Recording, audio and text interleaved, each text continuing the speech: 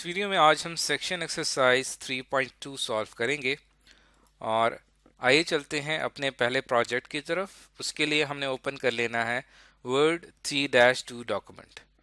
इस डॉक्यूमेंट को ओपन करने के लिए हम चलते हैं अपने एक्सरसाइज फोल्डर पे। ये हमारा एक्सरसाइज फोल्डर है, यहाँ से हम चैप्टर 3 पे जाएंगे और ये 3-2 वर्ड डॉक्यूमेंट है। इसके ऊपर मैं डबल क्लिक करूँगा तो ये डॉक्यूमेंट यहाँ पे ओपन हो जाएगा। आप देख सकते हैं कि इस डॉक्यूमेंट के अंदर एक टेबल मौजूद है और इस टेबल को ही के ऊपर ही हमने टास्क करने होंगे। तो पहला टास्क क्या है कि in the customer list section delete the ID column from the table. अब हमने क्या करना है कि ये हमारे पास कस्टमर लिस्ट का जो सेक्शन है, यहाँ से हमने जो डिलीट करना है वो आईडी कॉलम है। ये आपको आईडी कॉलम नज़र आ रहा है, इस पूरे कॉलम को हमने यहाँ से डिलीट करना है।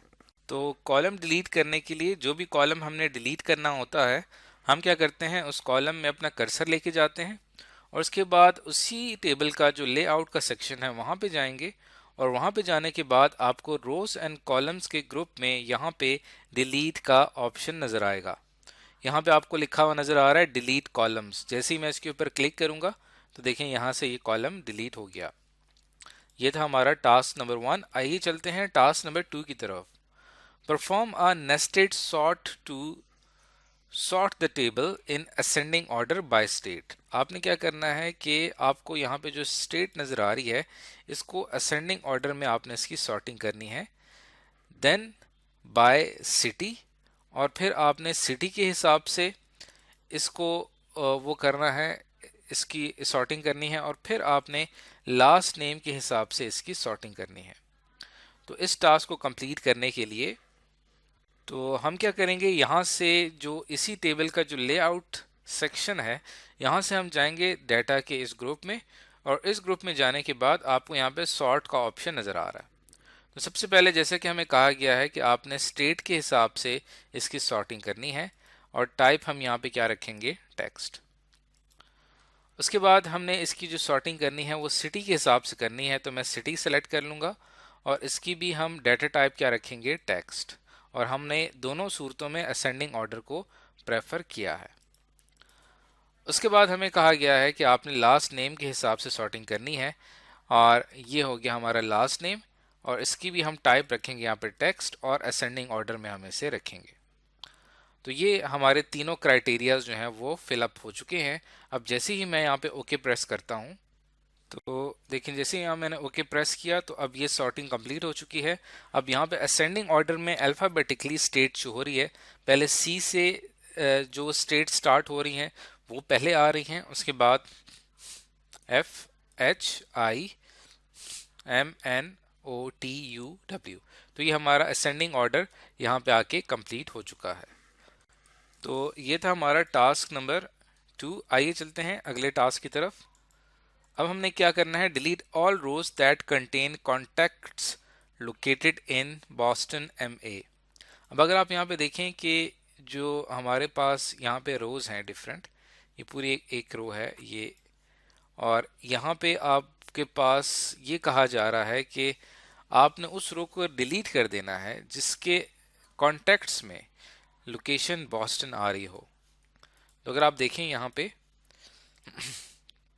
जैसे कि ये वाली रो है और ये रो है, इन दोनों के कॉन्टैक्ट्स में यानी कि इनके एड्रेस में बॉस्टन आ रहा है। इट मीन्स कि हमने इन दोनों रोज को यहाँ से डिलीट कर देना है।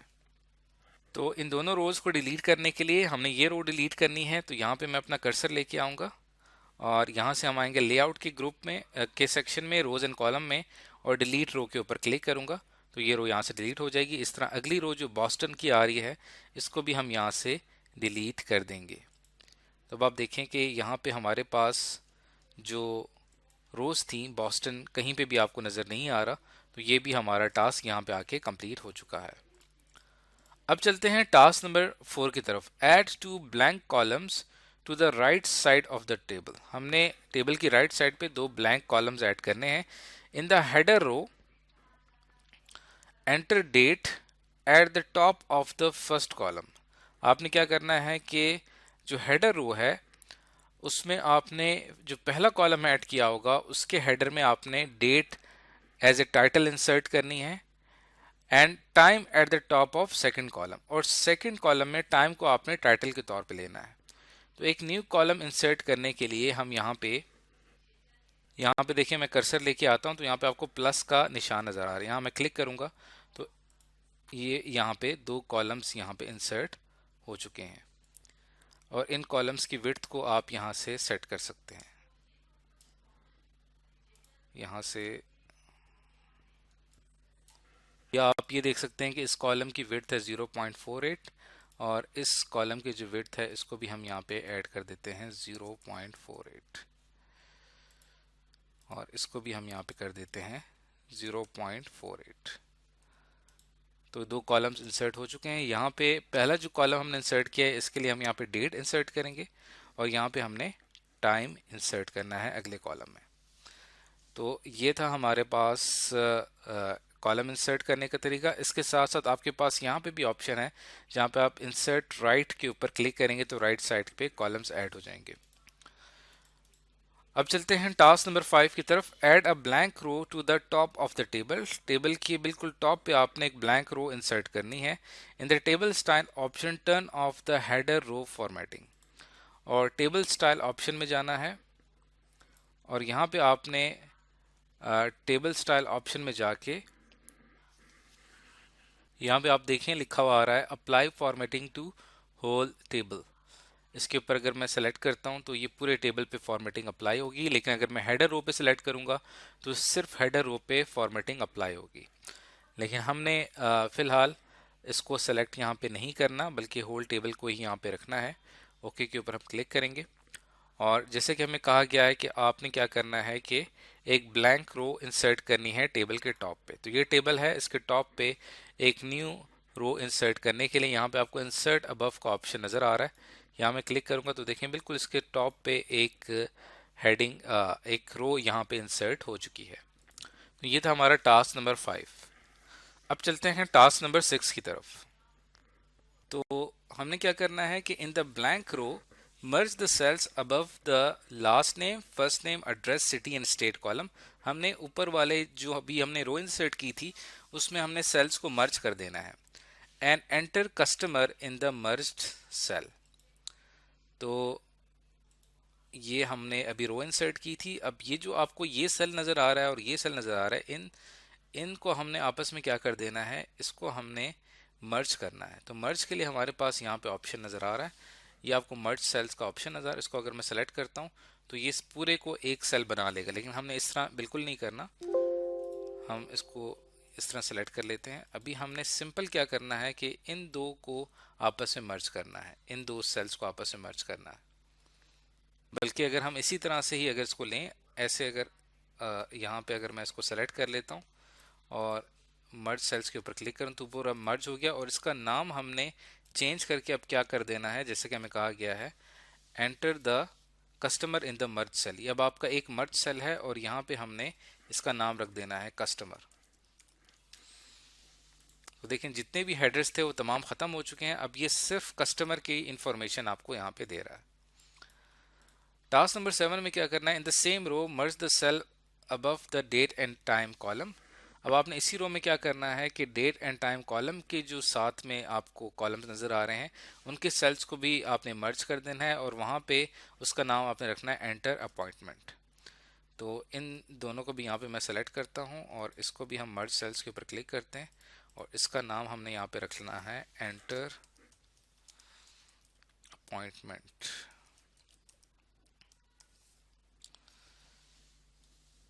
तो ये हमारे पास हो गया है टास्क नंबर 7। अब चलते हैं टास्क नंबर 8 की तरफ। Select the top 2 rows of the table, format the text as bold and enter the text horizontally and vertically within the cell. अब हमने इसकी जो टॉप रोज हैं, पहली रो आप देखें ये बन गई है और दूसरी रो हमारे पास ये बन गई है। अगर मैं इन दोनों रोज को यहाँ पे सेलेक्ट करता हूँ, इनका हमने जो स्टाइल है वो बोल्ड रख देना है। जैसे कि हमें कहा गया है कि format the text as bold and enter the text horizontally and vertically within the cells. तो टेक्स्ट को तो हम आसानी के साथ यहाँ से सेलेक्ट कर लेते हैं, बोल्ड कर देते हैं। ये यहाँ पे बोल्ड हो चुका है। पहली दो रोज का जितना भी डाटा है, और इसको हमने वर्टिकली और हॉरिजेंटली सेंटर में करना है। तो ये हमारा वर्टिकली और हॉरिजेंटली बिल्कुल सेंटर में आ जाएगा टेक्स्ट। तो ये था हमारा टास्क नंबर 8। टास्क 9 में करना क्या है, change the width of the table to 100% of the page width.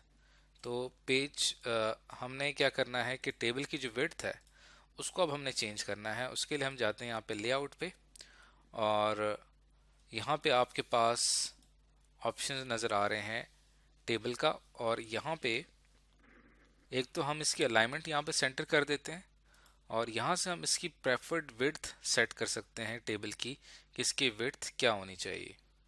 तो उसके लिए हम यहाँ पे खुद साइज रखना चाहें तो रख सकते हैं, लेकिन ऑप्शंस में जाके हम इसको ऑटोमेटिकली रीसाइज कर देते हैं अपने टेबल को, ताकि तमाम कंटेंट उस पर बिल्कुल फिट आ जाए और हमारे पेज के हिसाब से वो एडजस्ट हो जाए।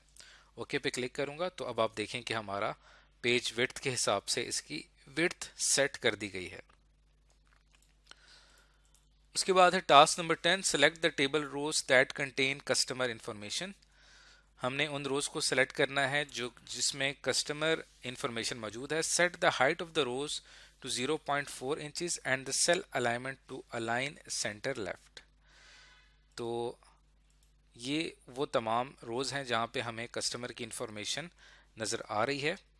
तो इन तमाम रोज को हमने क्या करना है, इनकी हाइट को 0.4 इंचेस के ऊपर सेट करना है। तो रोज हाइट सेट करने के लिए हम यहाँ पे आएंगे सेल साइज के ऊपर। ये आपके पास रो आ गया है, और इसकी स्पेसिफाई हाइट में हम कर देंगे 0.4 इंचेस। ओके पे क्लिक करूँगा तो देखें ये आपके पास जो स्पेसिफिक रो थी ये यहाँ पे 0.4 इंच इसकी हाइट हो गई है। लेकिन अगर मैं इन तमाम रोज को सेलेक्ट कर लेता हूँ, और इन तमाम को सेलेक्ट करने के बाद अगर हम सेल साइज में जाते हैं और इसकी इन तमाम की हम यहाँ पे हाइट स्पेसिफाई कर देते हैं 0.4 इंचेस, तब आप देखें कि तमाम की हाइट चेंज हो चुकी है। और इन तमाम को हमने इनकी सेल अलाइनमेंट रखनी है अलाइन सेंटर लेफ्ट। तो इन तमाम को मैं सेलेक्ट कर लेता हूँ, और अलाइनमेंट में जाके